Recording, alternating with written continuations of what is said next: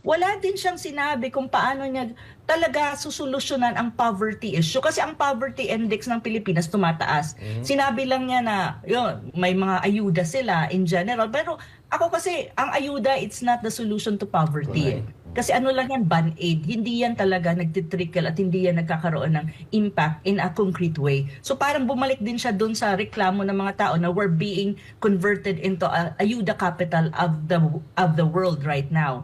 So may ganun. Tapos wala man lang siyang sinabi paano niya susuportahan ng small, medium, and micro enterprises. Kasi kailangan natin yan if we want to have what you call new activity, economic activity. Wala siyang sinabi. Infrastructure project, yeah, in a way, meron siyang mga sinabi na matatapos na, pero kailangan himayin yan eh, kung sa kanya nga bang administrasyon yan or administrasyon pa yan ni PRRD na hindi natapos nung time niya pero matatapos sa time ni PBBM. So kailangan medyo himayin yan kasi